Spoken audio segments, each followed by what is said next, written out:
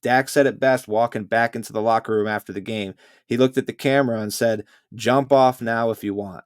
He's talking to all those bandwagon Cowboys fans who are dick riding when we're good, and then they're talking a lot of shit when we're bad. For all you dick riders out there, if you want to jump off now, jump. But this team will turn it around. I have faith. They'll get it together.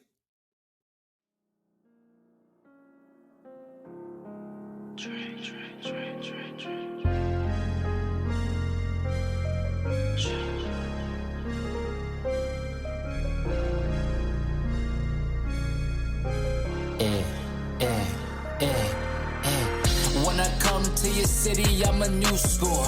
Broke your high score soon as I step through the door. Tryna stack my paper up like a bookstore. Money kissing each other like a rock and roll tour. When I come to your city, I'm a new score. Broke your high score soon as I step through the door. Tryna stack my paper up like a bookstore. Money kissing each other like a rock and roll. Hey, Tyler. Hey, Piet. What's going on? Welcome to the New Score Podcast. My name is Pat. This is my co-host, TYG, Tyler Pratt. Tyler, how we be doing?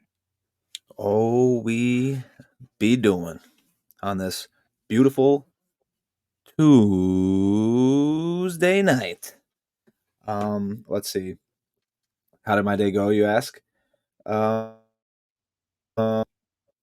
Solid. Woke up with some stomach issues. Get checked out. I'm going to be calling in this week. And then I worked. Here I am. Your connection, I think, is a little off, so we're going to try to fight through that. You're a little blurry. You're skipping a little bit, but hey, we're going to get through this because it was a wonderful week 3 of NFL football, and we got a lot to talk about. So I'm excited to dive into it. If you're on YouTube right now, don't forget to like and subscribe. Follow us on Apple Podcasts and Spotify. Get at us on Instagram, Facebook, Twitter, and TikTok. Thank you, everybody, for listening. Appreciate the support. Let's start it off with Dime of the Week, Tyler. Let's get into it. This was an incredible showing out rookie performance, prime time, on the road by Jayden Daniels, quarterback for the Washington Commanders. He threw not one but 2 absolute dimes in this game on Monday night against the Bengals to send them on their way to 0-3. The first one in the first half to McLaurin was great, but the dime of the week throw is to put the game on ice, 3rd and 7 in the Bengals territory. Field goal in this situation, the Bengals are still in it. Touchdown, you finish them. 3rd and 7. They send Geno Stone on a blitz from the right side, untouched.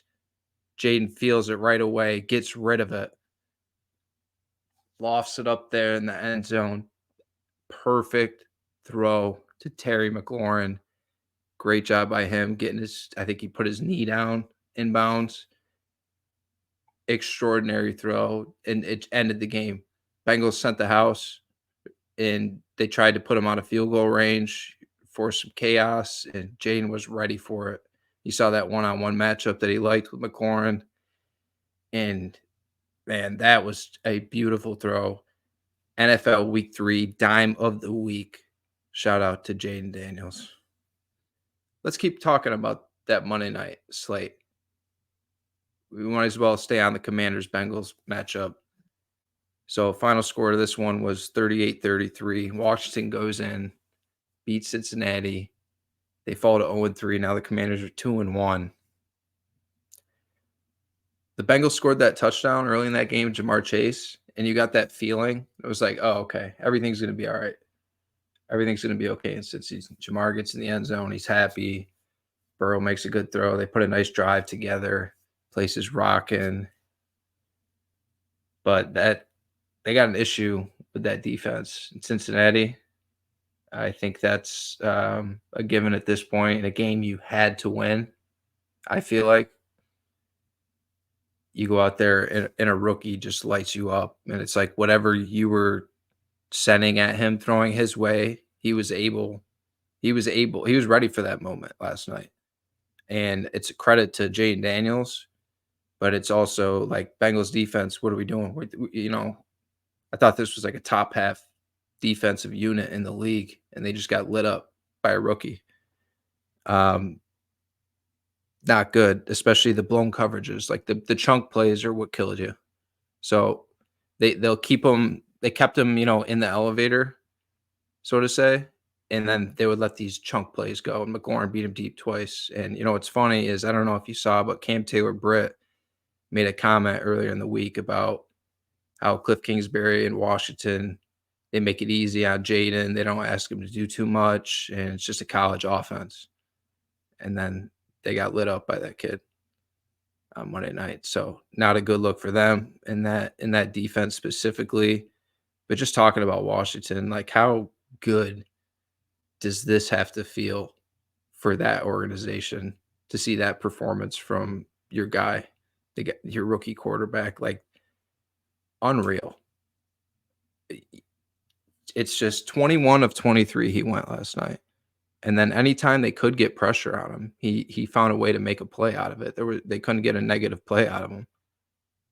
He scrambled when he had to, and he scored on the ground with a read option.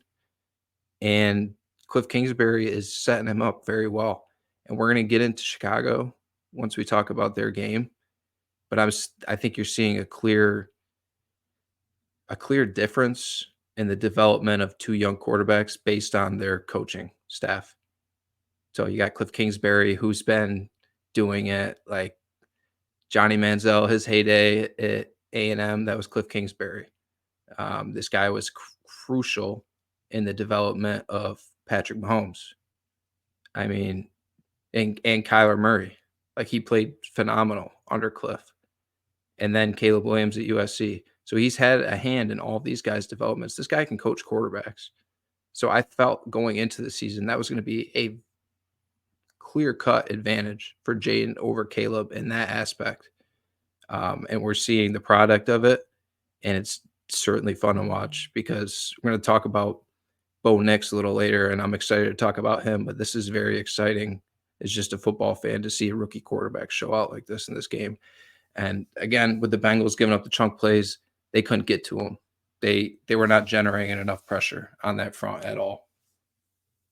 As you mentioned, the rookie quarterbacks, it's always great to see at least one of them get out to some early success. And right now we're seeing Caleb struggle with a less than ideal game plan and scheme at the moment. It's only 3 games, so we'll see how that shakes out. Right now, Jayden is, doing really well. He's doing really well in that system, and he just balled out.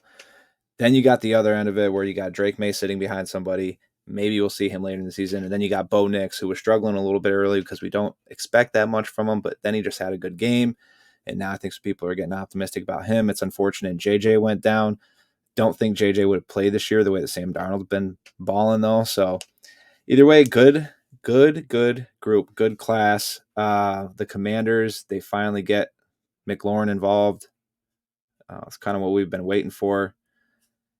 I thought they probably would have got the run game going a lot more, but they kind of stuck to the pass, and they ran the ball decent. But it's like they were at least trying to run. Like there was always the threat of them running. They were mixing in Eckler and Robinson, of course, and then Jayden in the run game. So it's never Jayden just like those pass rushers never felt like they could get after the quarterback because Cliff did a good job of still mixing in the run. And you have to, even if you're not effective in the run game, you still have to present that. But let's move on to the other Monday night game. Buffalo Bills 47, Jacksonville Jaguars 10. I have a few things to say about this game, Tyler, but I want to know, in your opinion, does this say more about the Jacksonville Jaguars right now or the Buffalo Bills? Easy answer. The Jags. They look lost offensively. We know the Bills offense and what Josh Allen can do, what he brings to the table. And It's just more about the pieces around him. Could he get them all involved? How is the run game going to look? We're already seeing that early. They already answered those questions first couple weeks. The Jags defense hasn't looked bad so far this year, and they had a bad first half. But other than that, it's all about, to me, the Jags offense. They, came out week 1, had a good first half, had a terrible second half. They come out week 2, have a terrible first half, a decent second half, and then last night they have another terrible first half of football. They keep playing one half of football. It's one half of football each game.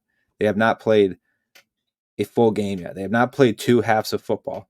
So, actually, I think that might be 2 halves. Excuse my grammar. But we got to see them put it together, and they haven't been able to. I know that from what we've been, talking to Weed about, that he's not the only one. There's got to be plenty of Jags fans who are livid right now just from the product that they're seeing on the field. It's not good. And it is only week 3. That's the good news, right? I said this last night. Good news is it's only week 3. The bad news is that it's really bad. So they got time, though. They got time to figure it out. They got a good roster. They can do it. It starts from the top, right? I started asking myself this question after that game last night, so I just wanted to ask you to get your input. I started thinking about it, and I think it's a combination. It is bad in Jacksonville right now. There's no denying it. The team had, I think, 63 yards in the first half last night. And then your point to saying they only played one good half. Well, the Bills were resting their starters, I think, in the third quarter already. So, I mean, they've since that first half they had in Miami week 1, this team has played awful, just absolutely awful. And then to the Bills, since that first half they played week 1 against Arizona, they've played phenomenal. Since that first half, Arizona, I think they went down 17-0. This team had turned on a switch, and they're not letting off the gas pedal at all. Real test this week, Sunday night in Baltimore. Can't wait for that one. But going back to Jacksonville, it's bad. There's got to be coaching questions. There's got to be franchise quarterback guy you just paid this offseason. There's got to be questions around that. I'd imagine they're getting rid of that coaching staff before they get rid of him. I think that's safe to say. Yeah. But it doesn't look promising.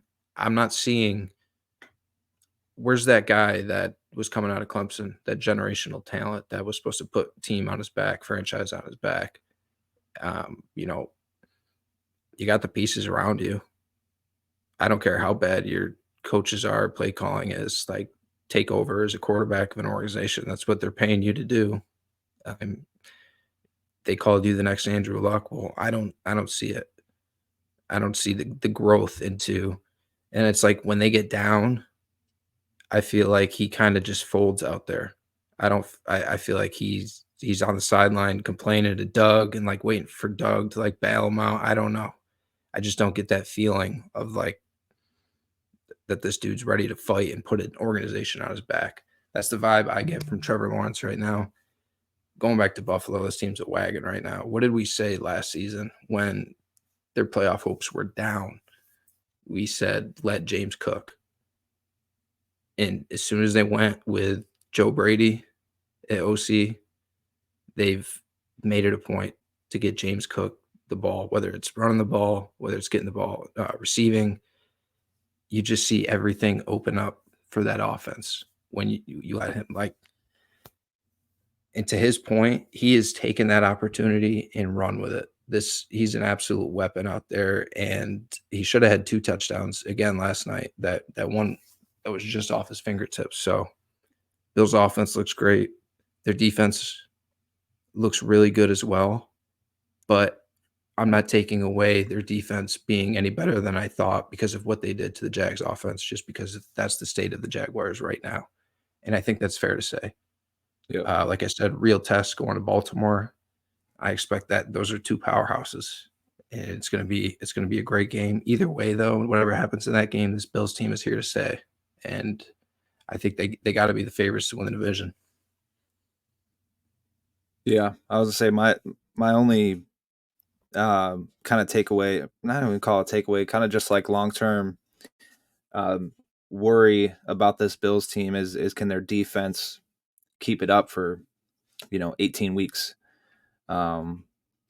Definitely am impressed, and they are proving me wrong so far through 3 weeks, but I'm not sold yet. So like you said, this upcoming game against Baltimore is going to be a big test, and that should be actually a really good game. So I'm looking forward to that. Sunday Night Football. Kansas City Chiefs defeat the Atlanta Falcons 22-17 to move to 3-0. I don't have a ton on this game other than this was a real fun watch because I think the Falcons are for real. I think you can count on the Falcons being in the playoff hunt this season because this team battled. They were in this until the end against Kansas City, and they made life difficult for Mahomes at times. But at the end of the day, dude, Rashee Rice was there to bail him out, and anytime they needed it, he ended up with 12 catches for $110 and a touchdown, and he's just completely taken over the middle of the field. Like everybody's talking about Kelsey not getting these targets and these looks that he was or that he should be, and it's like Rashee Rice just runs better routes than him in the middle of the field, like he does at this point. I mean, Travis Kelsey's arguably the greatest tight end of all time. It is what it is, but Rashee Rice has been finding just those openings in the middle of the field like no other, and Patrick trusts him. And anytime they need a big play, it feels like it's going to Rice at this point. The Kelsey thing is what it is. I expect him when they need a game, late in the season, when this team goes on a run, you will see Travis Kelsey make big plays for this team. And it's not at the volume that it once was, and that's okay because this team just continues to roll on. They're missing Pacheco. They still get 72 yards from Steele on the ground, 25 from P. Ryan. And then Mahomes is efficient. He did throw one pick, but going to Atlanta, like I said, this team, they could do it. They just weren't able to get the run game going in this. And I think that was the difference. Like you got to find a way to be able to run it on these elite teams. Like we know you can run it on the bad teams, but in a big game, you got to be able to run the ball. And I think that's what separated this one. They went right down the field and scored that first drive. It was pretty. And that's when you said, okay, we got a guy in here. I do want to get your opinion on that late no call, Kyle Pitts, when they could have gone up. They went for it. It was third down, that play to Kyle Pitts. And then the fourth down was to London. I can't keep my mouth shut and defend him this week, Tyler, because that looked like clear-cut PI to me. I don't know. I feel like that's definitely been called before. It's one of those where I know it's different, right? When there's a deep ball down the sideline and you have a defender who doesn't turn his head to look for the ball and they just throw their hand up and there's even a slight bit of contact, it's almost automatic. They throw pass interference. So on that one, back of the end zone, I know they don't call it as much when they're in the end zone, but it has still been called. I mean, he obviously didn't turn his head. He got beat on the route. Pitts beat him to the back of the end zone. And, Kirk have thrown a little higher? Sure. But at the end of the day, did the defender impede with Kyle Pitts' ability to catch the ball? That's the question. The answer is yeah. So, but that's a tough no call. It is what it is. Just a tough no call. Very tough. But let's get into this 1:00 slate from Sunday. Upset of the week, New York Giants go into Cleveland and upset the Browns 21-15. The Giants fumble the opening kickoff. Browns get it. Very first play, Deshaun Watson throws a dime for a touchdown, and you're thinking this thing's about to be a rout. Since then, I think they got outscored 21-0 by the Giants. So it got ugly in Cleveland real quick. There's people, you got a fight going on between Browns fans right now And it's the people defending Deshaun Watson and the people saying, get this guy out of town and play Jameis or play DTR because we ain't having it anymore. You lose to the you lose to the Giants at home. His final numbers were 21 of 37 for a $196, 2 touchdowns. He got sacked 8 times, Tyler. 8 times. Finished with a QBR of 27.6. My perspective I went back and watched this game. It's both. The offensive line was horrible, and I mean horrible. The New York Giants generated 36 pass rushes. The last time they generated that much heat on a quarterback was 2007 when O.C. Umenyiora had 6 sacks in a game. 36 pressures they had on Deshaun Watson, 8 sacks. So he was running for his life. But there were certainly some throws that he should have made. And some of those sacks, he should have dumped it off before it got to that point. He's just not seeing the field right now. And then his accuracy is bad. He makes plays look pretty at times. You'll see him escape a sack, and then he'll scramble, and he'll make a great throw. And you'll say, okay, there's the guy. There's Deshaun Watson that we know. And then he misses the simple ones, the easy throws, the gimmies. He's just not taking what the defense is giving him right now. And you combine that with what the offensive line is, no run game. Jerome Ford was their leading rusher at 37 yards. It's not good. And then Cleveland's defense. You thought they were just going to lock down Daniel Jones and this Giants offense, and Malik Neighbors gave him hell. Like at a certain point, you got to key in on this guy because the Giants aren't throwing a ton at you. He finished with 8 receptions for 78 yards in this game and 2 touchdowns, and had a couple just great catches. Like this kid's going to be an absolute stud in this league. Like he's put the league on notice already in the league, just like Odell did right off the bat his rookie season. So that's got to be exciting for Giants fans. Huge win for them, and I will give Daniel Jones his flowers because he had a very efficient day, and that was the first time in a long time where I felt he looked comfortable in the pocket and he looked decisive. Like he knew what he wanted to do, downfield with the ball. And that's got to be promising for Giants fans. Does it last? I don't know. We're going to have to wait and see. They got a battle on Thursday night against Dallas, who's going to be coming in pissed off. So that's going to be a real test for this Giants team. But it's good for them to go in there and get that win. Daniel Jones play like the way he did. That defense do what they did. But at the same time, this Cowboys defense, we were talking to them up after week 1, what they did to the Browns. And looking back at that, I think that was more a reflection of the Browns offense than Dallas's defense. So I wouldn't get too excited about this Giants defense, just given what the Browns offense is right now. But like I said, huge win for them. Great for Brian Daboll and the boys. Cleveland, it's going to be an uphill battle. They got to get Nick Chubb back ASAP and this offensive line healthy because they're not going to stand a chance if those things don't happen. And that's part of why we liked the Giants. Actually at plus 6.5 coming into the game, and why we were betting the under is because 1, which is clear cut, we clearly don't believe in Deshaun Watson. 2, we thought that Browns defense was going to be better than what it was, right? We didn't think Daniel Jones would look as good as he did. And then 3 was that Giants front 7 is actually a good group. And there's way too much for that banged up Browns offensive line. So until those, I'm pretty sure it's both tackles, until they come back, which I'm going to have to do some research and see, what those injuries are and the length of them. Because until then, I don't think you can bet this Browns team. If they're going against a formidable group, especially the front 7, because think about that. You said they got 36 pressures. Deshaun Watson had 37 pass attempts.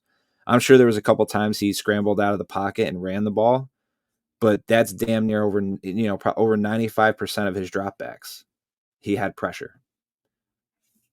That is not a winning formula. It's not a good recipe for success, right? So, with that being said, the Giants, you got a glimmer of hope. Week 1 was rough.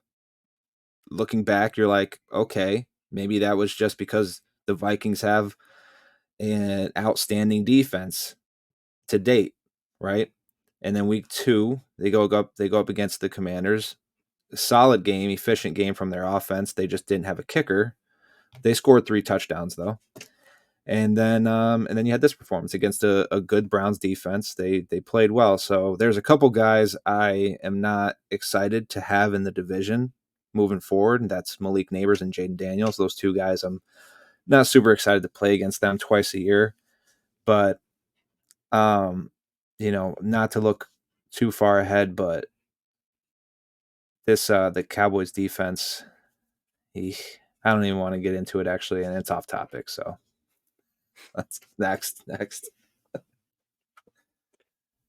Let's talk about that Minnesota Vikings defense because they put on a show at home and beat the Houston Texans 34-7. What a statement made by the Minnesota Vikings.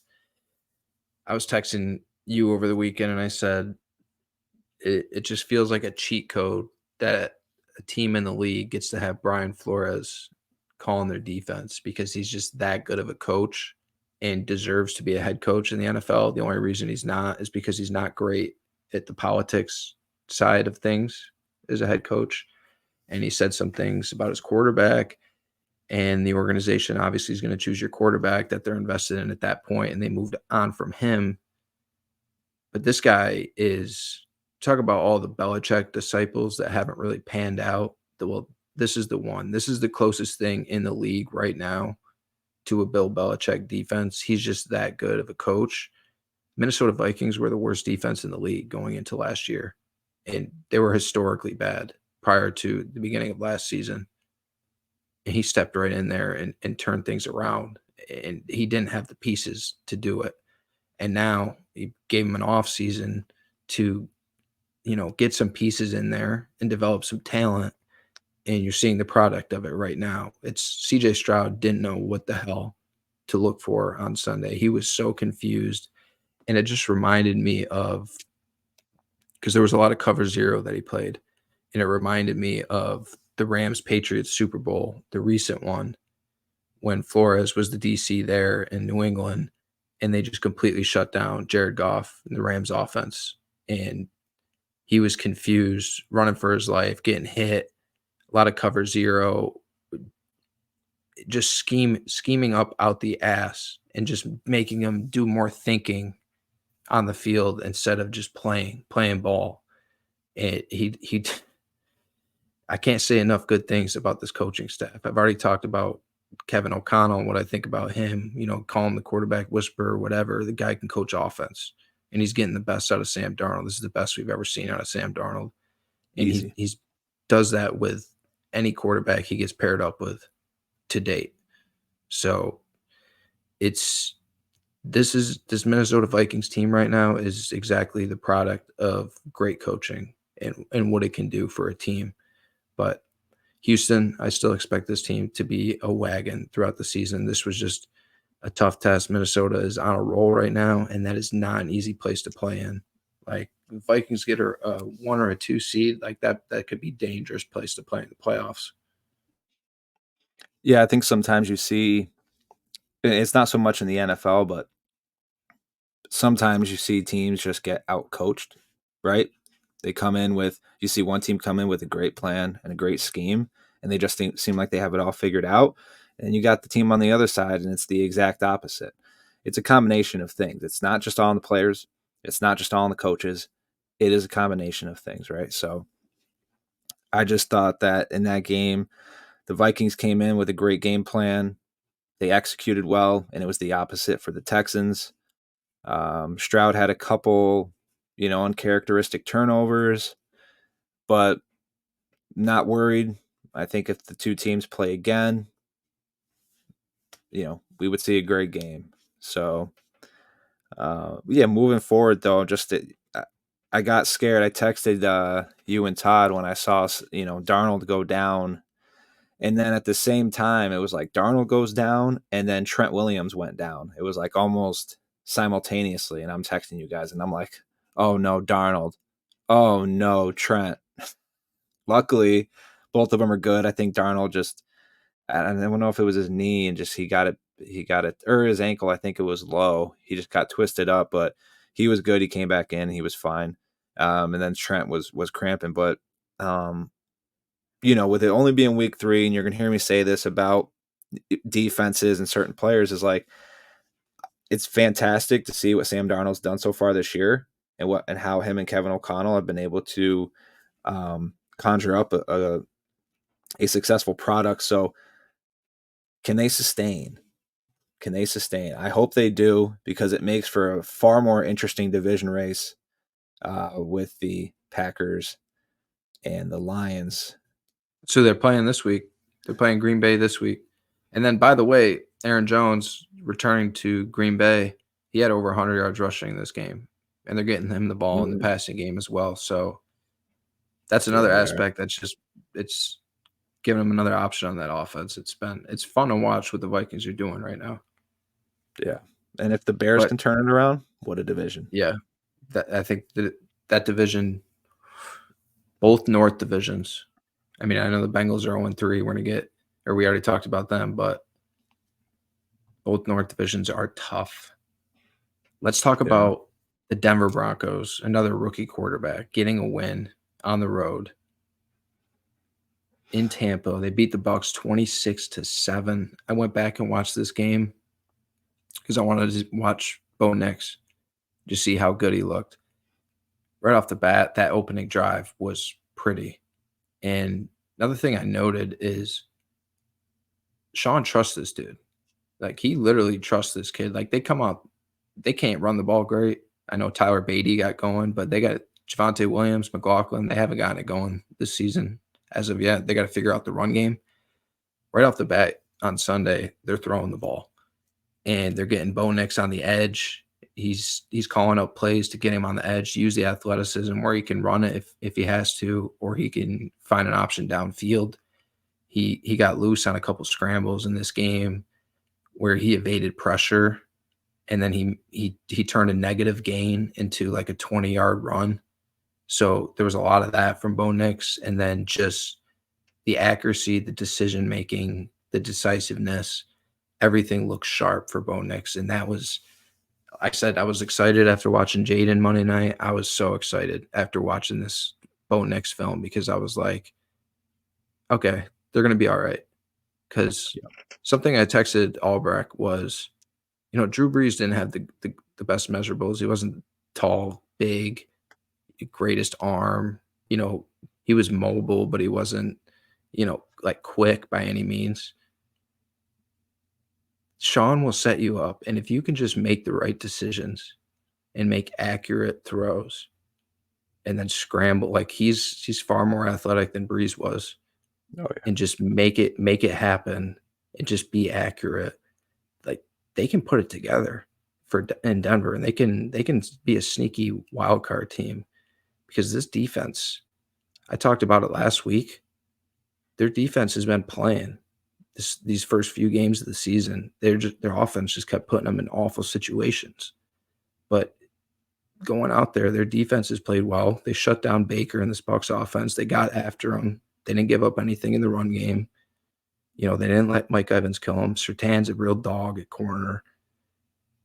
This, and another thing is, they went up 7-0 and then immediately shut the Bucs down and go down the field and score again.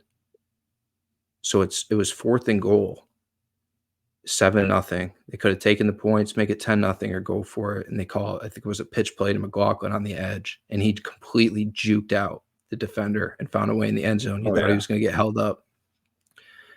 Sick run by him. But to get in the end zone, make it 14-0. After that, the defense forced a 3-and-out again offense goes down and puts up a field goal. So it's 17-0 like that. Like Denver's defense getting stops, offense going down the field and getting points. So that was a real just like awakening moment. And it's like, oh, no, the Broncos are going to be okay.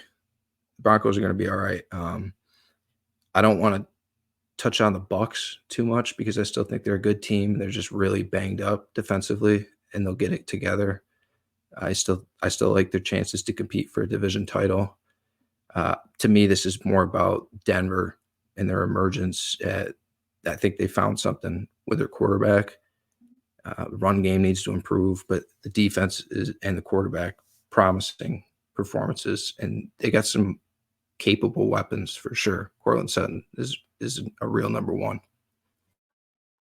Yeah, this was a game that was like such a good spot to fade the Bucs, and I wanted to so bad because Denver at times was like 7-point dogs, and their defense has looked good, but you're just like, God, I don't know about Nix. He just keeps having bad turnovers, and they don't get the run game going.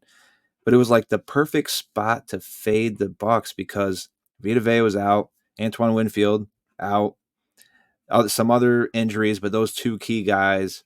And then they were coming off of a win against the Lions in which they didn't really play that great. They had a great first half. And in the second half, they kind of got bottled up for the most part. And they gave up 450 yards of total offense, given it was the Lions who are going to do that to a lot of teams. But it was just such a good spot to fade them. And I wanted to, I had to see it from Bo Nix first. I had to see that he can do it. And now that he's done it, I will be betting on the Broncos this year as the year moves on, especially in spots like that. So to agree with you though on the Bucs, not worried. I mean, this is good. Games like this will happen, especially in these spots with injuries, and Baker's one of those quarterbacks where he has a few games like this throughout the year where he just can't get much going, and it's not a testament all to him. It's the offense as a whole, but I'm not surprised when I see a few games from Baker like this each year. So this did say more about the Broncos to me than it did the Bucs as well. And I am excited to continue to see growth from Bo under Sean, and hopefully they can get that run game going, whatever it takes. Let's move on to a sloppy game from Sunday. Ooh. And that is the Indianapolis Colts defeating the Chicago Bears 21-16. That was gross. Question for you, Tyler. What is more alarming to you at this very moment? The system that Caleb Williams is in right now, or the development with Anthony Richardson as a quarterback? More alarming is the Caleb situation with the system. Just because and I think if you want to watch, I know a lot's been, a lot of people have brought up his yards per attempt, right? Which was down there with like Bryce Young's. But when you go back and you look at the throws that he's missing, he's missing some throws downfield, but they're like, they're not like he sees it, right? He gets the read, he sees who's open. They're gonna fall for him. He's gonna make those connections. It's just a matter of time. They're not hitting right now, but they will hit those deep balls. He's an accurate thrower. You see some of the misses that he has, short and throws. He's got a cannon. The dude, he loves running to his left and throwing across his body, and sometimes he makes incredible throws.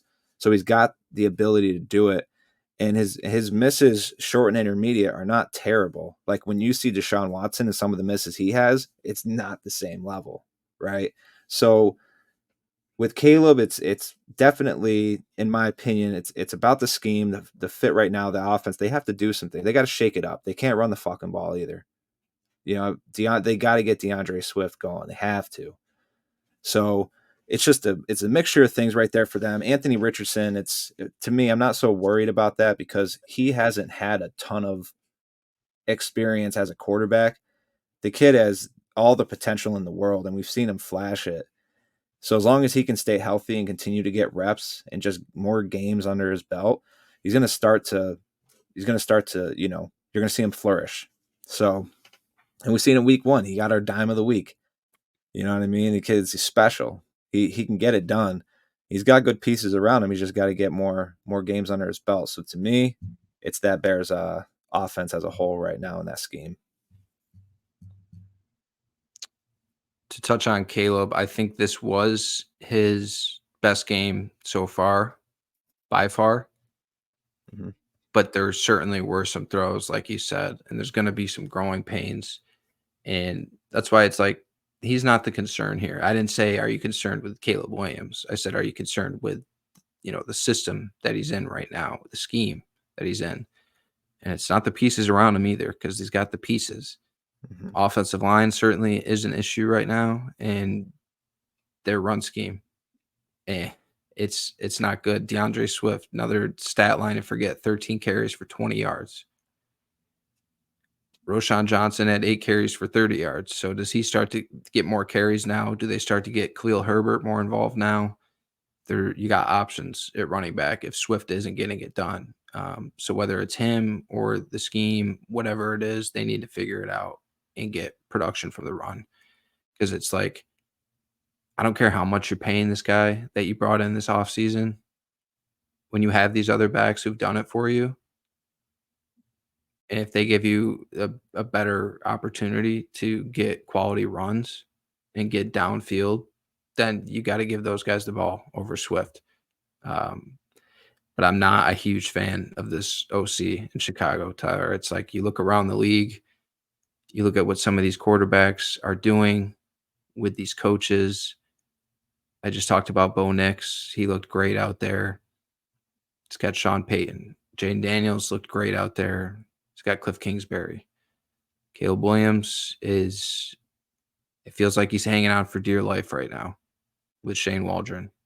And the head coaching thing it's like we know Eberflus can run a defense, but is this guy going to really F up some games this year because of decisions he makes with time management or timeouts, challenges? We've seen all that from him in the past and this season already. So it's to me, it's the only thing that can fail for this team is the coaching staff and the offensive line, like this protection. They got to figure it out because it's like there's not a lot of throws out there where he's comfortable in the pocket. Everything has to be done like on the fly with him, and he's having to move around and make these incredible throws. And he's just not there's nothing to stand up in that pocket for Caleb Williams right now. So a lot to figure out on their end. They're playing my Rams this week, so hopefully they go one more week without completely figuring it out and not be able to run the ball. But that defense is still legit, and they made some plays to keep them in this game. And it's like, if you're a Bears fan, it's just got to feel like the same thing over and over again, deja vu. And it's like, does our defense have to just win us every game? Like, can one time the offense come out and put on a show so the defense doesn't have to? I do want to touch on Anthony Richardson, though. Since that dime of the week throw in week 1, Tyler, I don't think I've seen anything spectacular from Anthony Richardson. It's like he's not taking what the defense gives him. He's always trying to make that special play. And then there's some throws where it's like, dude, how did you miss him by that much?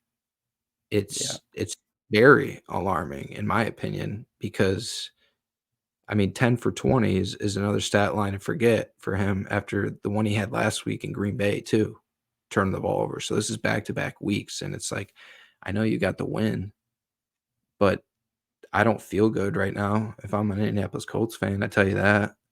I mean, Jonathan Taylor carried them. 23 carries for 110 yards with 2 touchdowns, and you're always going to have that run game. But your quarterback keeps giving the ball away and can't make the easy throws to just get you to progress down the field. It's like, dude, we don't need to see that that special play all the time. Just give us first down, Jonathan Taylor, and just take what the defense gives you. Obviously, the talent is out the roof for Anthony Richardson, but I think it's certainly alarming, his decision-making and his accuracy right now. Is there something else you want to say?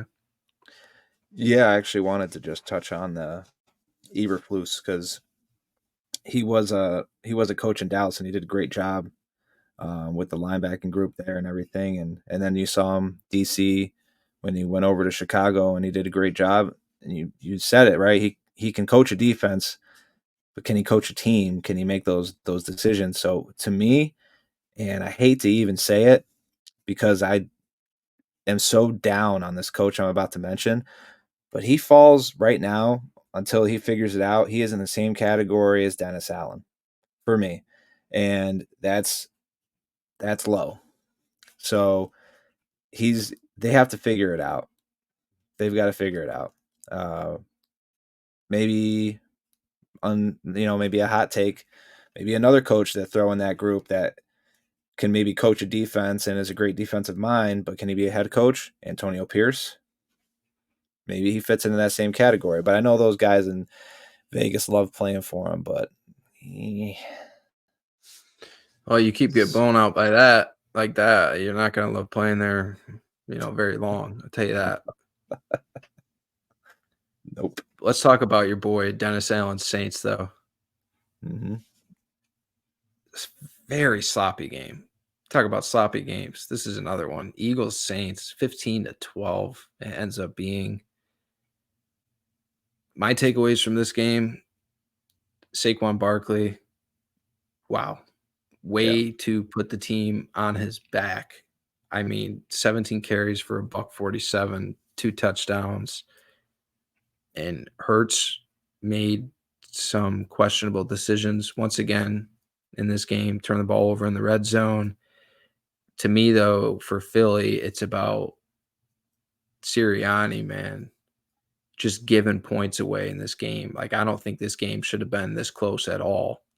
And he was just coughing it up. Like, every decision, he was making the wrong one. And it's becoming a trend. Like, we talk about Eberflus, and now we're moving on to Sirianni. It's another guy. And it's like, if it happens a couple of times, it is what it is. But when it just keeps happening, and it's like, okay, no, there's a pattern here. There's a clear pattern. I don't know why he has something against Jake Elliott. He doesn't want to take the points when they're given to him in a game like this, especially where it's just a defensive battle. This was by far the best defensive performance by the Eagles. Yeah. And they shut down a Saints offense that everybody was talking up these first 2 weeks of the season. Like, to go in there when the Saints are getting all that hype and their offense is clicking, and then you just shut them down. The front hadn't been playing well, but they got after it this game. Secondary looked great as well. It's very promising for the Eagles defense, but Jalen Hurts, like, we gotta, just because AJ Brown's out, it doesn't mean like it has to look this ugly. You know what I mean? Like, I understand that you're missing your number one guy, but it doesn't have to look that ugly.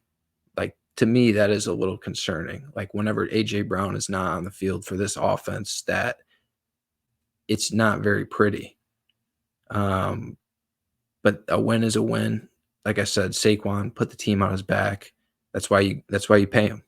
That's why you pay him. So when you have those games where you're down a receiver or your quarterback isn't as sharp as he usually is, he bails you out. And Dallas Goedert, wow, 10 catches for $170, dude. Just run after the catch menace out there. Another guy who carried that offense on Sunday. But overall, shout out to that Eagles defense. And the Saints, their offense came back down to earth as we said it would. Eventually, it was going to come back down to earth. I don't really have anything to knock them. I just think they are who we thought they were. I think they're, in that range of 8 to 10 wins football team they're not running away with the NFC though, like how it was perceived through these first 2 weeks. Yeah. Yeah, I mean, that's more of who I expected the Saints to be. But this game should not have been this close. Sirianni just left points out there and has made some awful decisions. Like, I want to revisit the end of that first half where it's 4th and 1. There's 12 seconds left. You got one timeout. They try to do a fake off the tush push and hand it to Barkley. Let's say you get it. Hypothetically, let's say they got that first down. They have to call a timeout. You're now out of timeouts and you have less than 10 seconds. So you get one play to take a shot at the end zone. And it's not like they were inside the 10-yard line, right? They were, I want to say, borderline 20, give or take. So this is a chip shot field goal to give you 3 points. Elliott is a good kicker. Honestly, one of the more reliable kickers in the league. And you want to fake tush push on 4th and 1 for what? Take the points. Take the 3. This game, I think I texted you and I was like at worst right now, Philadelphia should be up like 9-3 going into the second half, and they were down 3-0. At worst, should have been 9-3. They were down 3-0. That one interception hurts through. I don't think Devontae Smith ran the cleanest route. He was supposed to cross the defender's face, and he didn't. He just ran a rounded route instead of cutting flat. So I think Hurts, that was a trust throw, right? Like, you're throwing that ball before the receiver comes out of his break, trusting that he's going to cross that defender's face, and he didn't. So I don't want to put that one on Hurts, even though he has had some questionable turnovers this year. But then he has the other one where he's running left and he's just not tucking the ball. And I don't remember exactly, maybe it was Granderson, but he just went to tackle him, slapped the ball right out of his hand, fumble, turnover. It was like, Hurts has to do a little bit better taking care of the ball, but he had over 300 yards, and then Barkley had like over $140. So they had 450 yards of total offense on the good Saints defense. So even with A.J. Brown out, they're still moving the ball and they're still getting yards. It's once they get into opponent's territory, the decision-making and the sloppiness of taking care of the ball has really impacted them so far. But this is they're 2-1. They could easily be 3-0 right now if Barkley catches the ball last week or if they just run it, right? So, this game, though, should not have been that close. I think it came more down to bad coaching from Sirianni. And I think if the Eagles end up having like a bad loss, that seat just seems like it's still hot, right? Like it's not hot, but like that seat for Sirianni just seems like the what's it called when you you're in the car and you turn on the seat warmers. What's the word? I can't think right now. But either way, that's what it feels like. Like, that's always on his heated seats. He's got a permanently heated seat in Philadelphia because he just makes like stupid decisions. And it's like, that's all you got. You got 2 great coordinators now. Yeah. You got a capable guy calling the offense, capable guy calling the defense. Your job is, the clock management stuff and then making the right decision. So if you mess that up when you're not in control of either unit, it makes it look even worse on you, because it's like, dude, that's your job. And you're not giving us a better chance to win at what you're doing with the decisions you're making. Another game that really is not as close as what the score says, and that's the Green Bay Packers Tennessee Titans. 30-14. It felt like this could have been a 50-point game because the Titans got a lot to figure out on their offense. And I will say, what a absolute masterclass put on by Matt LaFleur once again with Malik Willis. Just sets him up so perfectly. to just talk about LaFleur a little bit, you know how difficult that has to be for a coach to you trade for this guy, Malik Willis, who, by the way, the rest of the league nobody wanted, including the team you just beat. You bring him in, your quarterback goes down week 1. You have to completely reshape your offense built around this new guy who's going to be playing quarterback for you, who, by the way, once again, everybody said was a bust, couldn't play. And you go 2-0 with that guy, and you just make it look seamlessly. And he's everything that they have Malik Willis doing is to his talent. Like he's doing everything built around his quarterback's ability. It's great to see Tyler. He's efficient out there, 73 yards on the ground. I can't say enough about the job Matt LaFleur's done. Talking about the Titans, they went down early in this game. We said they got to get Tony Pollard going in the run game. We thought they would, running on this Green Bay defense, and just never happened. They went down, and they could not establish the run. Will Levis dropped back 34 times in this game, turned the ball over twice. It's not sharp for Tennessee. What are your thoughts on this one?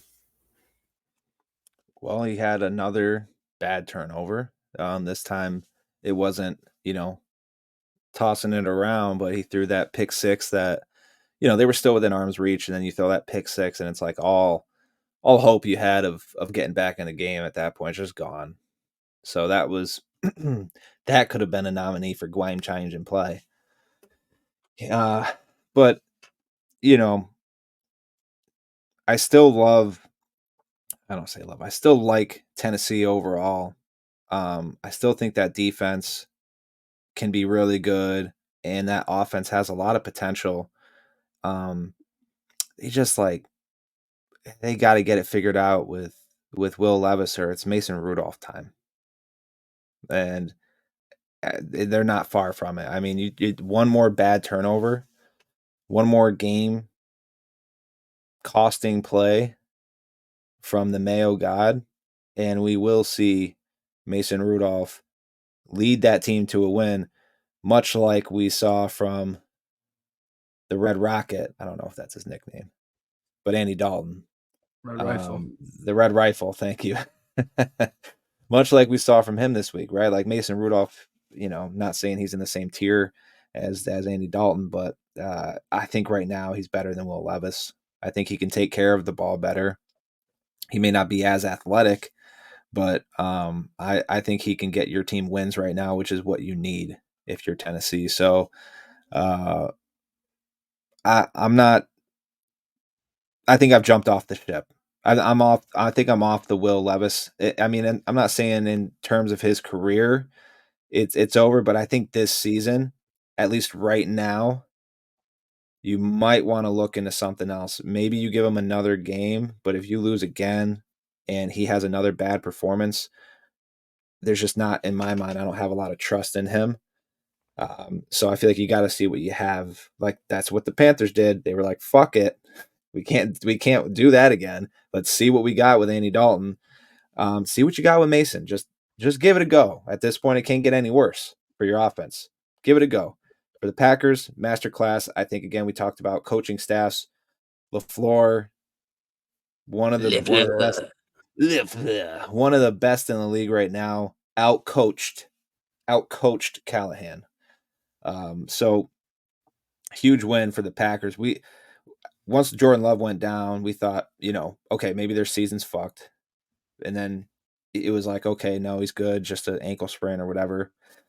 And then we're like, okay, well, the Packers are going to start off like 0-3 or 0-4 with Malik Willis, and then Jordan Love's going to have to carry him back there. 2-1, 2-1, and who are they playing next week? They're playing the Vikings, I think, right? Coming up. So yeah, but I think Love is on track to come back. Yeah, because he was like 50-50 for this week. So yeah, but great job. Luxury. Flowers to Malik Willis. Packers fans better be sending a lot of good things his way. These guys always find out where the players live. Send him some good shit though. You know what I mean? Amazon package. Get him some good stuff. He just got you 2 wins, really, and LaFleur. But yeah, so good job though to Malik Willis. I'm happy for him. I'm sure that'll give him a lot of confidence moving forward. And maybe there's some other teams who will kind of not buy high, but maybe be like, oh, okay, if we need a quarterback, maybe we go get that guy. Maybe the Packers hold on to him forever now as a Jordan Love backup. But either way, Tennessee, figure out your quarterback situation, please. Moving on to a team that I think has found out their quarterback situation, that is the Pittsburgh Steelers, who get a win to move on to 3-0 and beat the Chargers 20-10. Justin Fields finished his game 25 of 32 for 245, touchdown, 1 pick, QB rating of 96 on the day, and he also had a rushing touchdown. This, to me, is another example of an offensive coach building his offense around his quarterback's abilities. And you're seeing Arthur Smith do that with Justin Fields now. And can't say it enough, can't stress it enough, coaching matters. And what Justin Fields had last year wasn't the best. What we see him doing now is he's using the middle of the field. He's making the right reads. He's being decisive. He's getting the ball out of his hands. He's not hanging on to the ball like he was. It's got to be promising with that defense in Pittsburgh. You don't need a ton from your quarterback, and you still got the run game. Najee had 70 yards on the ground. Cordell Patterson, they're getting him involved. He had 33 yards, and then Jaylen Warren, obviously, as well. Another guy I want to talk about for the Steelers, Tyler, is Calvin Austin. This guy looks like a serious threat for them, and he's shifty. He's quick. You can get him out on reverses. You can get him out on screens and just let him work after the catch. He looks like a fun player to complement Pickens. And then Freiermuth had 4 catches for 33 yards as well. So the Steelers offense, I think they can get by with what they have right now. And I think Justin Fields is only going to get better, and they're only going to open it up more, as the season goes on. I think it's going to be a lot better in a few weeks if you give this kid the reins and see what he does with it. I'm very excited to see what Justin Fields can do with this Pittsburgh team because he's set up really well in this environment. Chargers, obviously the concern's got to be Justin Herbert. Went into this game, I think it was a game time decision with that ankle. And if you're a game time decision as a quarterback, is it really smart for you to go up against, TJ Watt in the Steelers front in Pittsburgh? Probably not the best move.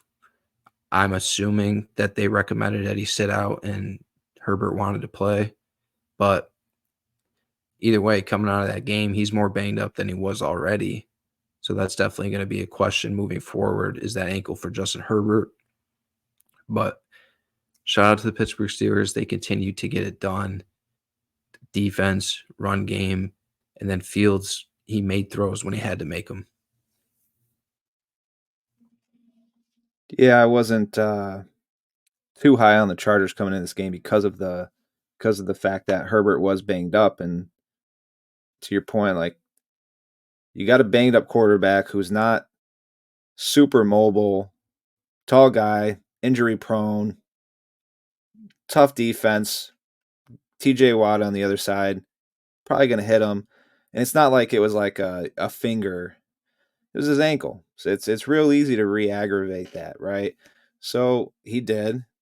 And then you got Taylor Heineke, who, by the way, is a very serviceable backup. So I feel like going into this game, if you're 50-50 on your franchise quarterback and you're going against a really good defense like Pittsburgh, who's going to get after the quarterback, you might as well bring in Heineke, see if he can go out there and pull something miraculous off. Because it's not like that Pittsburgh Steelers defense, that offense was lighting it up coming into the game. They only had 1 touchdown on the year as a whole, as an offense. 1 touchdown coming into the game. You got a good run game and a reliable defense thus far. Don't risk it with Herbert. Just game plan with Heineke, who's mobile, figure some things out, trust your run game, trust your defense, make it a game. It backfired, I think, obviously, especially in the second half. I think it was a good game. It was close, and then Pittsburgh ran away with it towards the end, but Steelers defense just took over in that game. Their front just absolutely took over that game late. Yeah, and I think both of the Chargers, correct me if I'm wrong, but both of their tackles went down with injuries too. And I know one of them did. Yeah, I didn't know the other. I think they both got hurt because that's what J.C. Latham and Joe Alt.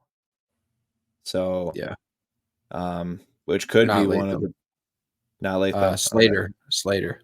Oh, Slater. Yeah, I was gonna say that. Or it could be. They could have one of the best tackle duos here in a couple years, couple seasons, if all pans out. But either way, yeah, and we talked about it coming into the season. Like, that's a great fit for Arthur Smith to come in and actually have his choice. I still would like to see what Russell Wilson could do in that offense. But I'm gonna refrain and just let Justin Fields enjoy his current success, and we'll just take it for what it's worth and continue to watch them hopefully succeed and make this division very interesting. But I would like to see Russ. Who would have thought? Steelers 3-0, Bengals 0-3 in this division, especially with the Bengals schedule. Ravens 1-2. Yeah. It is. It's going to be a fun ride in the AFC North for sure. But let's get on to this late slate of games.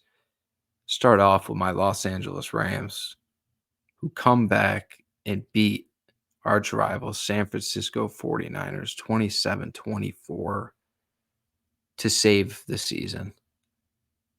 And I want to get into our Gwame Changing play right now.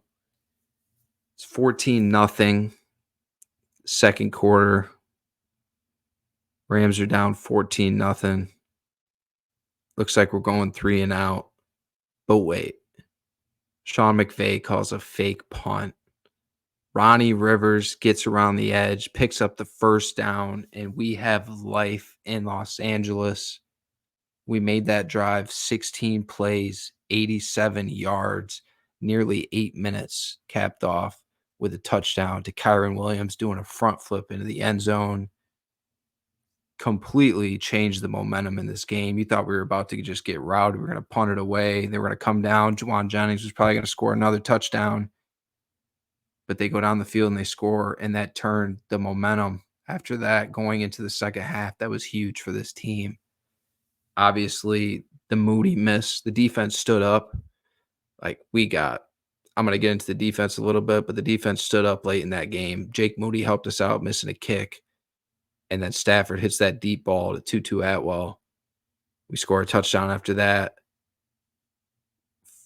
Force the Niners to punt. And Xavier Smith, 45 seconds left. Xavier Smith gets her on the sideline, takes it up. Explosive punt return to set us up in great field position. That we only needed a couple plays to get in a field goal position for Joshua Carty to win the game. It was just a phenomenal feeling. One of those wins that really made me feel like completely flipped my mood and just had me feeling good. Like that whole night, I was feeling great after this Rams win because, like I said, it saved our season. Not only that, but you get it done on the Niners. And I know they were dealing with massive amount of injuries on their side, but so were we. Going on to the Rams, I think the defense is definitely a concern, though. Like Brock Purdy was tearing us up. Jauan Jennings was just career day for Jauan Jennings out there. We got to figure it out on this secondary, this defensive unit as a whole. I'm not too high on our DC, Chris Shula, right now. I've said I miss Raheem Morris multiple times already, but we'll see what happens. We'll see what happens. The defense has got to improve though, because we're not going to pull too many games out of our hats like this. Like Niners probably gave this one away looking back at it. But shout out to McVay for it's a culture thing in Los Angeles, like the resilience to just stay in it, and starts with Matthew Stafford, the quarterback, and Sean McVay, the coach, setting that culture. And team just never quit. Extraordinary win for my Los Angeles Rams to stay alive at 1-2, and the 49ers fall to 1-2. What are your takes on the Niners from this game? I thought when they were up 10, what was it? They were up 10 in the fourth quarter. I was like, all right, bet my -6.5, my -6 bet, and my -6.5 bet, probably good. And I'm looking at my profits, and I'm like, okay, all right, not bad. It's gonna be nice. The next thing you fucking know, Niners are like, you know what? We actually don't want to win this game. We wanted it in the first half, not so much anymore. Yeah, I mean, it was just like you're wondering why do they even need Deebo Samuel when they got this fucking Jennings dude catching 3 touchdowns for what 190 yards or whatever it was. Ayuk was barely existing. Every time I saw them throw the ball to him, it was incomplete. Every time they throw it to Jennings, it was a catch. I'm like, and they didn't even have George Kittle. So it was just, I don't know. It was a really weird game. It was really weird how it all played out. But listen, you got banged up wide receivers. You don't have an offensive line. The defense is struggling. Give me Matt Stafford. I like my chances. The dude's a fucking dog. I've always loved Matt Stafford, and this is why. Games like this, no matter how shitty it starts, no matter how much you don't got, faith is not there, hope's not there, he always gives you a chance. So, yeah, huge win for the Rams, though. It was a weird game. It was a weird game. I thought my money was in the bag, and I lost it. Carolina Panthers going to Las Vegas, get their first win of the season, 36-22. Just put a spanking on the Raiders. Okay. So another question: does this say more about the Panthers or the Raiders? To me, right now, from the film on that game and what I saw from Andy Dalton, it says more about the Panthers. I mean, everybody's involved. Chuba Hubbard goes for over 100. Deontay Johnson gets over 100 and a touchdown. We all know how Deontay Johnson can never get touchdowns, apparently. He gets a touchdown, almost had 2, which, by the way, would have won our boy Marty a big check. So we were really hoping that Deontay was going to get that second one, which almost did. It was very close. But either way, they tore up the Raiders. Tore them up. Now, I don't know if it comes down to, they didn't have any film on Andy Dalton in that Panthers offense, right? I don't know what kind of excuses people are going to make up for the Raiders defense, but like, dude, the Red Rocket. What's it again? Red Rifle? Red Rifle. The Red Rifle. 26 for 37 for 319, 3 touchdowns with a passer rating of 123.6.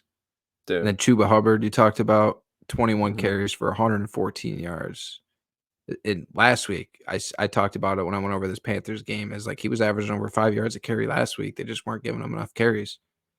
Yeah. This team can run the ball. They got a capable front now. They upgraded that O-line this offseason, and Dalton looked comfortable back there. And it's exciting for the Panthers to see that kind of turnaround after what it was a week before.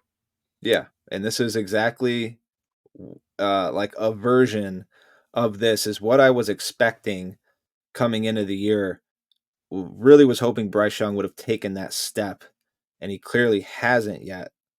But like, I wasn't expecting him to come in and throw for 300 yards, 3 touchdowns with a 120 passer rating, right? Like, I wasn't expecting that from Bryce Young to start the year.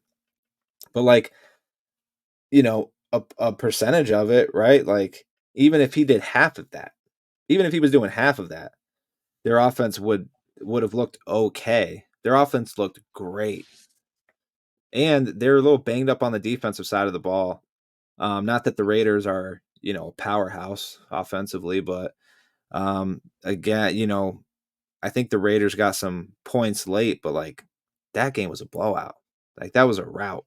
It just wasn't a game. So I think like, and I said it, I think I said like, the side when it came to the bet on the game, Panthers were, 5 to 6 point dogs. I was like, I'm not going to tell people to put their money on the Panthers, but like that's the side to bet. That was the side to bet.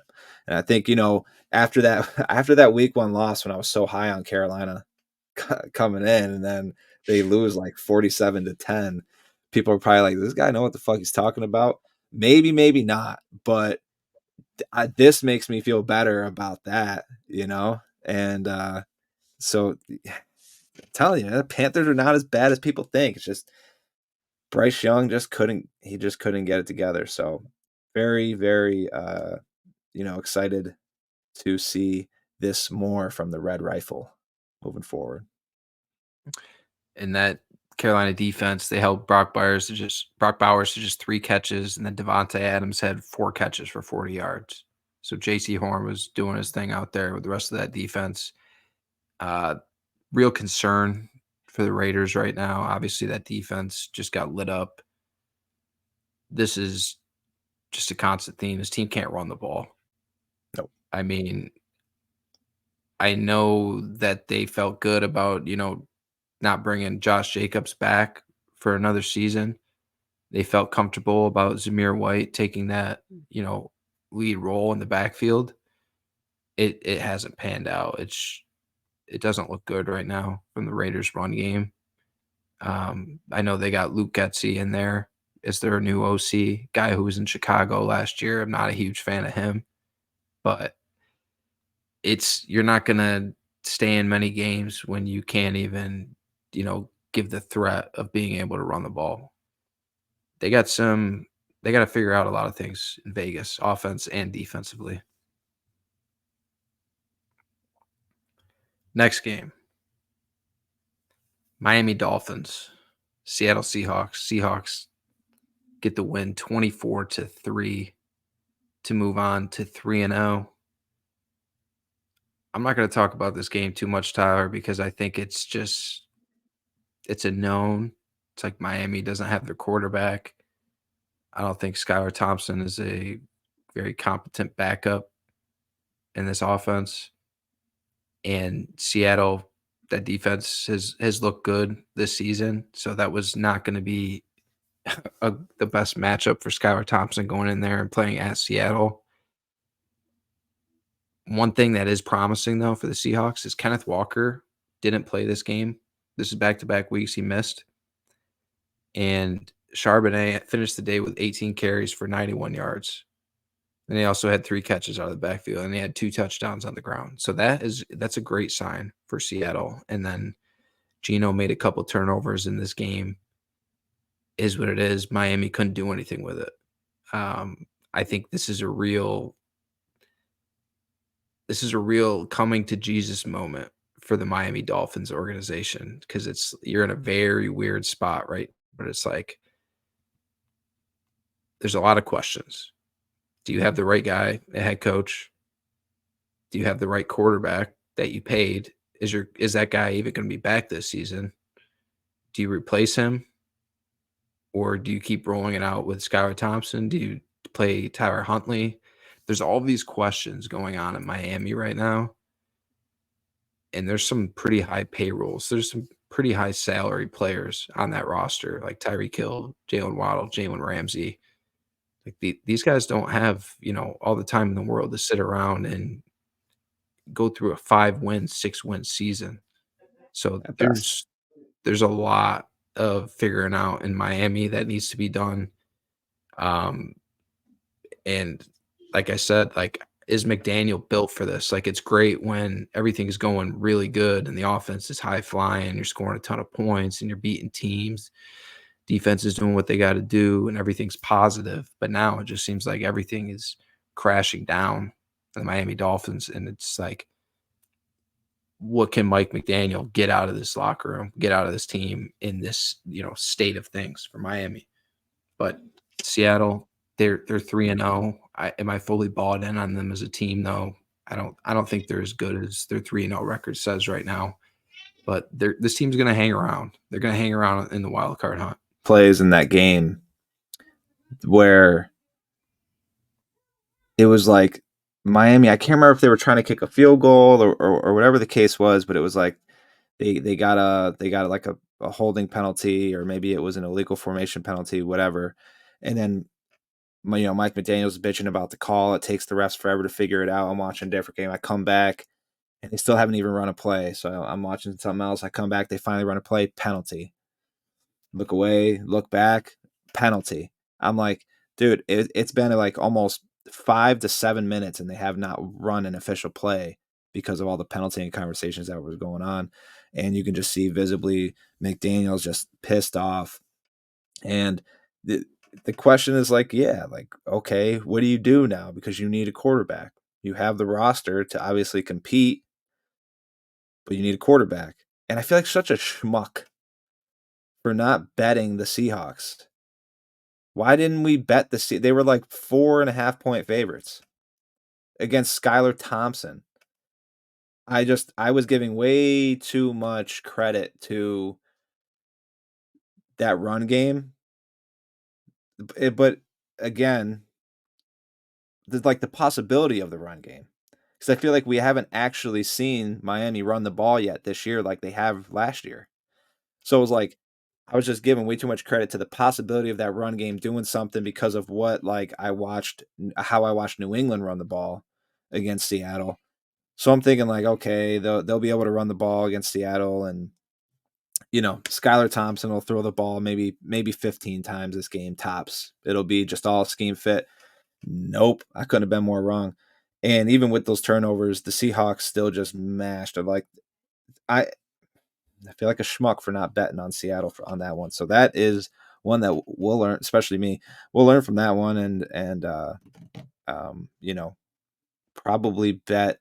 We'll be fading the Dolphins big time. But the question that looms is like, are they gonna kind of ride this season out and look to get a top quarterback in the draft? Because at this point, with Tua's concussion issues and the injury history, like, I don't think they're thinking like, yeah, Tua's still our guy for the next 4 years. I think they're thinking like, we need to get someone. Like, we need to get somebody in here now, or we need to get somebody in here for the future very soon. Are there quarterbacks out there like a Jameis Winston? But Cleveland might need him. So Cleveland might not want to trade him, a Taylor Heineke. Maybe Chargers might need him. Chargers might need him. Joe Flacco, Colts might need him. Yeah, like, then that's actually the guy probably. If the Miami's going to go get somebody, it's probably a Flacco, just a veteran who's been there, done that. But yeah, it's not looking great for Miami right now. So yeah, it's going to be interesting to see what they do at the quarterback position. And I don't know why they ever got rid of Mike White. What the I was heck? just going to bring him up. What was so wrong about Mike White that you're like, yeah, we feel comfortable moving on from him and keeping Skylar Thompson as our backup? I'm like, why the hell did they do that? So that's on them. You know what? They deserved that game because of that decision. So karma. You get rid of Mike White, who's competent backup, actually played really well for them. That's what you get. The Jets. You played really well for the Jets when they were a bad team. Yeah. Next game, Detroit Lions went on the road in Arizona 20-13 to move on to 2-1. Arizona goes to 1-2. Big takeaway from this for me is the power and efficiency of Detroit's run game. Jared Goff hasn't played great so far this season. I think that they're really lacking in that receiving core guy another guy to step up outside of St. Brown. It's like you see the flashes with Jamison Williams, but can he be a consistent number 2? I think it remains to be seen at this point. I think they need some guys to step up in that receiving room, but the luxury of having that run game with that offensive line, who may very well be the best in the NFL, and 2 backs, 2 superstar backs that finished the day. Montgomery finished the day with 105 yards, and then Gibbs finished the day with 83 yards. Montgomery adds a touchdown. It's just, I went back and watched this game, and the first drive, they're just setting like the precedent for that game, like bully football, and they just ran it right down Arizona's throat. And it's like, I feel like they have that ability. They could just do that on any woman they want. They did it on the Rams when it went to overtime. They just said, okay, we're just going to play bully football. And that's what they did. They just ran it down our throats and won the game. Like, especially once it gets into colder weather, obviously when you're not playing at home, but when you're playing on the road in colder weather games late in the season, this team could just play smash mouth, punch you in the mouth football on offensively, and then they don't have to ask a ton from Jared Goff. And Jared Goff, he's at his best when he has that run game and when he could play off that play action. He's a great play action quarterback. His best year in the NFL to date is when he had Todd Gurley going off as his running back, and everything just opens up the offense more. And the Lions are going to be tough. I think the defense did a good job on Kyler Murray. Kyler Murray's not an easy guy to prepare for, and I think Detroit defense played well in this game, and they didn't allow James Conner to do anything on the ground either. James Conner finished the day with 9 carries for 17 yards. So Arizona, they got to get that run game going, and they can't ask Kyler, to do it all, drop back 34 times. But Detroit's defense stood up, and then that run game is just, it's a monster. It's going to be tough to stop. But again, I would like to see somebody step up, and then Laporta, if he has to miss a couple weeks here, what's their passing game going to look like then? Yeah. Get him healthy. Fuck it. Think you got enough on the offensive side of the ball to get by without him in the short term. So get him healthy. And then start to utilize him the way that we know he can be. But this was also one of those weird games to me where both offenses started out pretty well. I think the score at halftime might have been like 20-10 or something along those lines. And you're probably thinking like, yeah, this is this over is probably going to hit. I think the over was like, the total points was 51.5. And if you bet the over, which I didn't end up betting, by the way, I just stuck to Detroit -3. And you're probably confident with it. And I think there was only 3 points scored in the entire second half, both teams combined. It was That's a great point, because it was back and forth drives to start, and you were like, okay, we got something here. We felt like we were going to be in a shootout, and it was 20-10 at half, and then there was only 3 points after that. Yeah, and then you saw probably one of the smoothest hook and ladders you'll maybe ever see in your life. I mean, as soon as that ball hit St. Brown's hands, it was like out and right to Gibbs, and Gibbs runs it in for a touchdown. So that was actually a sweet play, but you're seeing stuff like that happen, and you're like, all right, Detroit's they might score 40 today, and then there's just nothing happened in the second half. It's just a weird game, but I think if you're Arizona, and I've been down on their defense all year, but like they have been playing better than I've been giving them credit for, especially in spot moments. So maybe it's not all bad on that side of the ball for them, and they can take some good away from, that game, especially in the second half. But then, it's like for them, the defense that you don't expect to step up, especially against a great offense, does.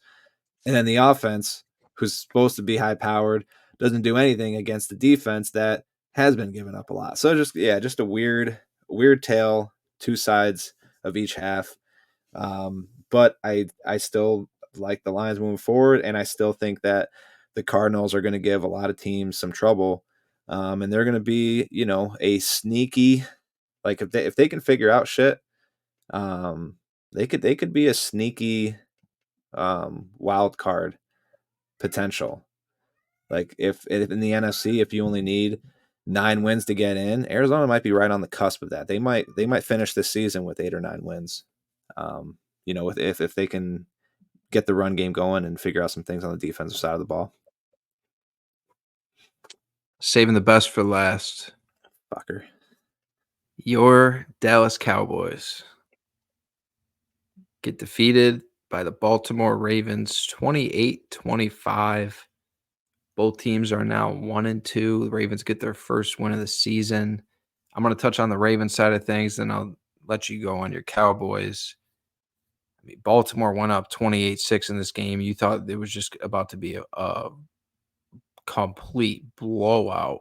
Dallas did score 19 consecutive, but I'm just going to talk about like the Ravens when they were clicking early in this game. It was scary. Like it's everything that you imagined in the offseason when you found out they were getting Derrick Henry. That's what you saw. They just ran it all over the Dallas Cowboys in this game. Derrick Henry finished with 151 yards rushing, 2 touchdowns, and Lamar added 87 yards and a touchdown. And then passing, he didn't have to do a lot, but he was very efficient. He finished 12 for 15 for 182 yards with a touchdown, no picks, and 0 sacks. 0 sacks. Biggest concern we had for the Baltimore Ravens to date going last week was that offensive line and how they could pass protect. They didn't let Dallas wreck this game at all. To come out of this game with 0 sacks after the concerns that you had if you're the Baltimore Ravens, and then you run the ball like that, just a great sign for, everything in Baltimore, because you just get that offensive line going. It can be really scary between this run game and then Lamar making, these splash plays, passing when he needs to. Like you see that big play to Aguilar. They're always bound to get that big play because they're so dominant in the run game that it opens everything up downfield for them. So very exciting game to see the Ravens do what they did. And it just makes you feel like, okay, this team's going to be okay. Tough test Sunday night at home against the Bills. We're really going to get an idea of where both of those teams are at. That's a big measure stick game, watching that one, and I'm stoked for it. But Ravens and their defense too. Defense played great early in this game. They weren't giving up anything, Dallas. And I know you're going to talk about Dallas. My big issue for them is it's like there's no threat of a run game. And it's once you're falling behind, you can't run the ball, and you're asking Dak to drop back. It's like we've seen this movie time and time and time again. What are your thoughts from this game? Yeah, I'll start with the Ravens and them doing what I thought they'd be able to do on Dallas, which has been an issue for their defense for the last, I don't know, it feels like forever, and that's run the ball. Dallas cannot stop the run, and if you watched it, every time the Ravens ran the ball to the right side of that Cowboys defense, or Ravens running it to the left, they had success chunk after chunk after chunk after chunk. It was like it was like a replay of the Saints the week before, and every play that the Saints got was just chunk, chunk, chunk, chunk. I think that in the first half, the Ravens must have averaged at least 8 yards per play. Like it was just another tough watch. Just another tough watch. That defense just cannot figure it out.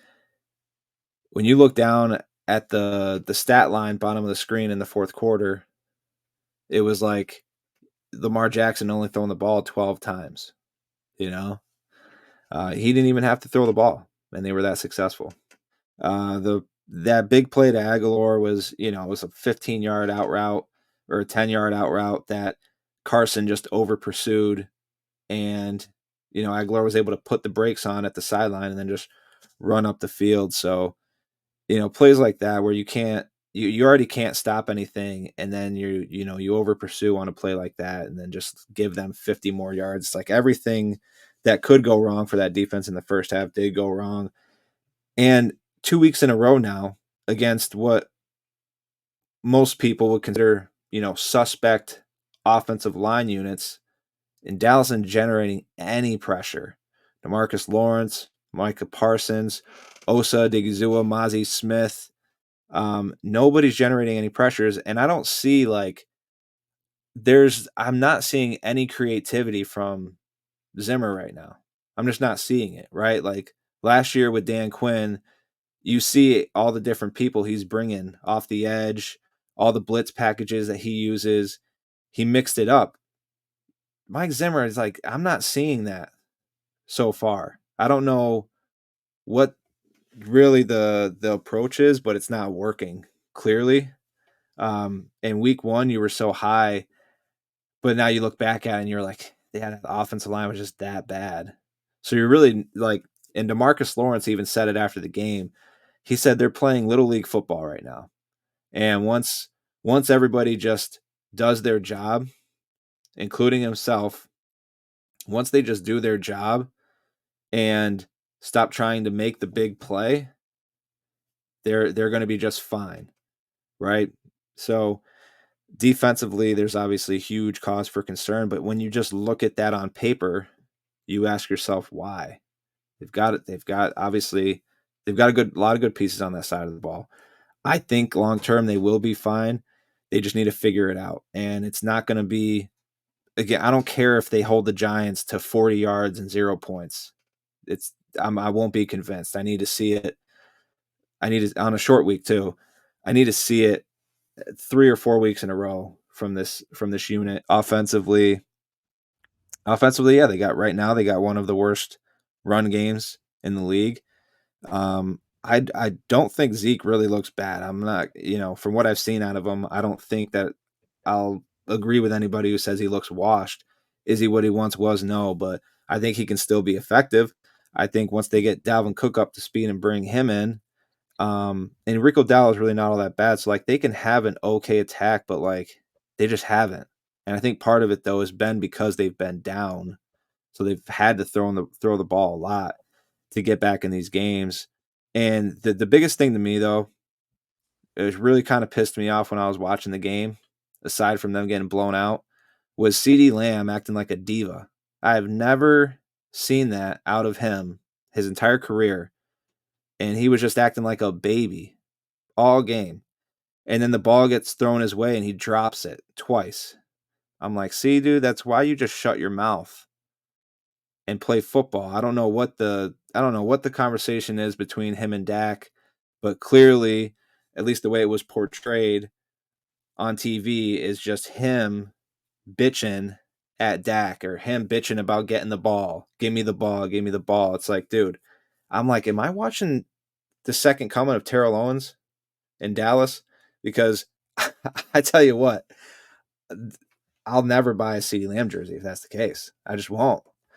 Get him out. No, I love CeeDee Lamb. I love him. He's one of the best. But like, dude, you just got paid the biggest contract for a wide receiver right up there. Like, don't start acting like a bitch now, dude. Just figure it out, right?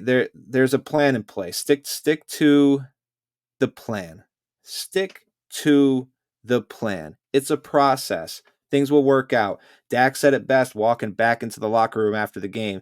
He looked at the camera and said, jump off now if you want. He's talking to all those bandwagon Cowboys fans who are dick riding when we're good, and then they're talking a lot of shit when we're bad. For all you dick riders out there, if you want to jump off now, jump. But this team will turn it around. I have faith. They'll get it together. Well, I'm happy to hear your optimism. That warms my heart to see that you're optimistic. And hey, the big Thursday night game against a team that you have dominated in recent memory, the New York Giants, like Daniel Jones has looked horrible against the Cowboys. I know the Cowboys defense hasn't looked great, but I like this spot for the Cowboys going to Thursday night. We're definitely going to have to talk further on that. But that is our Week 3 NFL recap. Thank you, everybody, for listening. We will be back later this week with our Week 4 preview and big juicy bets. Goodbye. Peace.